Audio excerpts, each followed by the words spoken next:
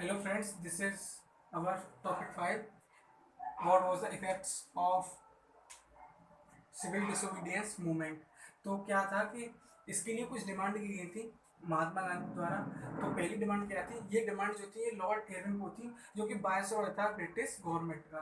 तो पहली डिमांड क्या थी, abolish salt law. Salt law को हटाने के लिए साल्ट पर लॉ लगा दिया गया था, टैक्स लगा दिया गया था साल्ट पर। And to decrease the lord land revenue, और लैंड रेवेन्यू जो था उसको कम करने के लिए महात्मा गांधी ने डिमांड की थी लॉर्ड इरविन को। तो Gandhi ji wrote a letter to Lord Irwin. Gandhi ji ने लॉर्ड इरविन को एक लेटर लिखा जिसमें ये दोनों डिमांड दी थी उन्होंने, यही जो है मैंने आपको ऊपर बताई है। और ये लॉर्ड इरविन कौन था, मैंने ऊपर बता दिया, वापस बताते हैं, वायसरॉय ऑफ ब्रिटिश गवर्नमेंट। तो टू कंप्लीट इस डिमांड उन्होंने ये लेटर लिखा अपनी डिमांड्स को पूरा कराने के लिए। But he denied these demands, उसने लॉर्ड इरविन ने इन डिमांड्स को पूरा करने से मना कर दिया, फुलफिल करने से। टिल 11 मार्च 1990 तक उसने ये डिमांड्स जो है पूरी नहीं की। Then he will start civil disobedience movement. उसके बाद में महात्मा गांधी जी ने सिविल डिसोबीडियंस मूवमेंट स्टार्ट कर दिया। तो एक Dandi march to unite whole nation Gandhi choose salt. तो ये डांडी मार्च हुआ था उसके बाद में सिविल डिसोबीडियंस मूवमेंट में। तो गांधी जी ने सबको यूनाइट मतलब एक जगह इकट्ठा करने के लिए या सबको मिलाने के लिए क्या साल्ट को अपना सिंबल बनाया, nation. Gandhi choose salt as a symbol because all people rich use it equally, rich और पुअर। यानी कि जो साल्ट जो होता है उसे सिंबल बनाया क्योंकि जो पुअर एंड रिच जो होते हैं उसे बराबर यूज करते हैं। नमक जो होता है उसे लोग इक्वली यूज करते हैं। He start Dandi march with 78 volunteers.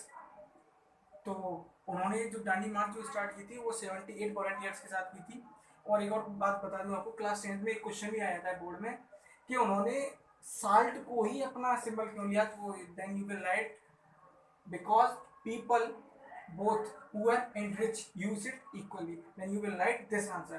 Now he start Dandi March with 78 volunteer। उन्होंने जो डांडी मार्च होता है वो 78 volunteers के साथ स्टार्ट किया था। he walked from साबरमती आश्रम टू डांडी इन गुजरात। वो जो है साबरमती आश्रम से डांडी मार्च तक गुजरात में पैदल पैदल गए थे अपने 78 वॉलेंटियर्स के साथ। तो ये डांडी जो है कोस्टल एरिया है गुजरात में।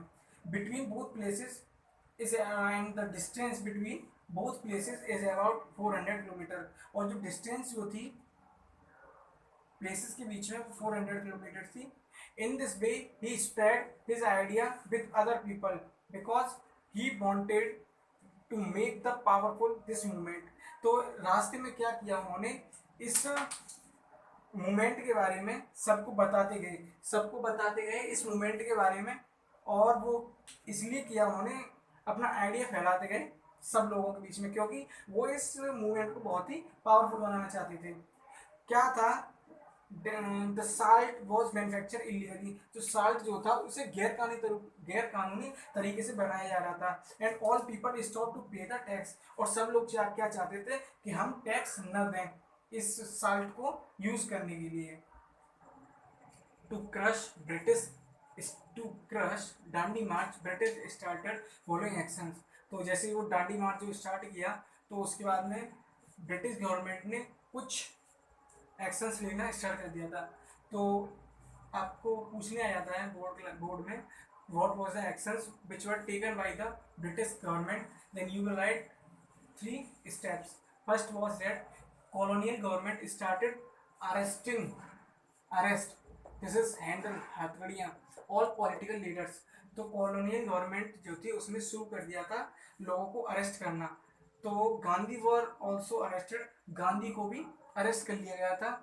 And total of 1 lakh Indian were arrested, और उसमें 1 लाख इंडियन जो है अरेस्टेड किए गए थे। अब हम इसके बाद में, ये तो हो गया हमारा डांडी मार्च। उसके बाद में हम अभी स्टार्ट करेंगे गांधी इरविन पैक्ट।